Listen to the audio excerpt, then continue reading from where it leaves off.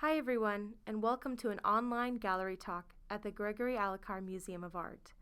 I'm Tiffany Garcia, an art student at Colorado State University and one of the co-curators for the Shattering Perspectives exhibit at the Allicar Museum. I'll be your guide, along with Derek Nyback, for a virtual tour of the exhibition space where we'll be discussing the objects and themes in the display of African ceramics.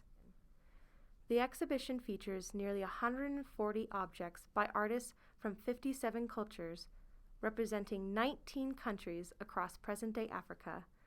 Shattering Perspectives takes a unique approach to engaging African ceramics through the lens of a teaching collection and was conceived by the Colorado State University students enrolled in an art history seminar course in spring 2020.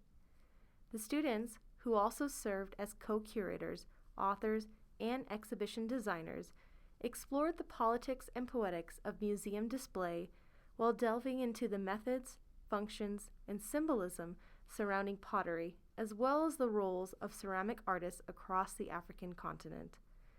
The result was a dynamic exhibition that presents unique viewpoints on approaching and discussing these fascinating objects through hands-on engagements and theoretical dialogue. The exhibition is organized around the themes of art versus artifact, misconceptions about the unknown African artists, pot-making techniques across the continent, and visual expressions of identity.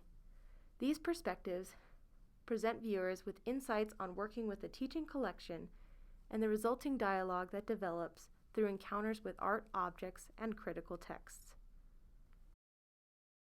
As you enter the space, you'll be confronted with a shattered vessel from which the exhibit draws its name and inspiration. Serving as a teaching tool for the students at the museum, the shattered pot provides valuable insight into the form and processes of African ceramics and serves as allegory for their point of origin. Typically, broken objects such as these would not be shown in an exhibition space. However, we decided that these ceramic shards could be useful both as a way to view the unseen inside of pottery and a way to symbolize the exhibition's goal, to shatter the viewer's perspectives of African art and culture through the teaching collection. The first section in the space centers on the theme of the unknown African artist. In many contexts, the makers of classical African art remain anonymous due to incomplete information surrounding an object's provenance and origins. In most cases, this is the result of collectors and runners neglecting to ask about the identity of the artists. As a result, the long and complex journey that a vessel takes from the African continent to its final destination is often fraught with gaps of information. Furthermore, the colonial era across the African continent was an intense time of systematic plundering that left cultures stripped of many artistic treasures. In addition to the removal of physical objects, important histories and contexts were equally lost. In spite of this, exhibitions such as this one present the opportunity to honor the hands that created these works of art.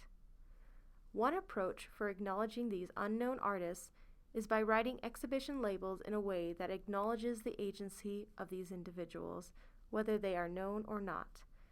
For example, our labels use the phrase unknown artist, whereas former objects for displaying African art might simply list the culture from which an object was obtained.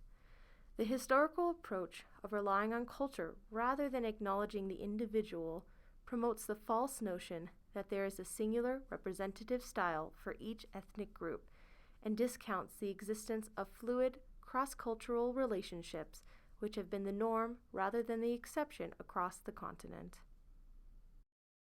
The next section engages the way that African ceramics are often defined in museum spaces and asks the viewer to consider whether the pieces are works of art or artifacts. Objects from the African continent have had a long-standing battle with semantics of classification. In some Western museums, they are displayed as artifacts, removed from their original contexts, and displayed to represent the creative output of foreign culture. The connotation of being labeled as an artifact impacts the way that viewers approach and discuss specific objects. An object's identity can therefore be changed based on how it is installed in an exhibition and how viewers are conditioned to see it. Examine these vessels for yourself. Do you focus on their formal design or their intended use? Behind each piece are multiple stories and rich histories. In fact, every work in this exhibition is unique, even if they share similar functions or visual elements. Pottery is a physical medium that represents the hand of the artist in a literal manner. When a potter is handling wet clay, it strips the natural oils from their hands, making their essence an inherent part of the form. Like an invisible signature preserved in the clay, vessels are inherently and intimately connected to their makers. Although these pieces are intended for everyday uses, there are artistic choices that assert the visual aesthetics of each. These nuanced characteristics have been viewed as both anthropological and artistic throughout the lives of each vessel. This section features objects that question the division within the museum setting. The final section of the exhibition addresses pot-making methods and techniques across the African continent. As one can see from the objects on display, African ceramics manifest a range of techniques, materials, forms, and sizes.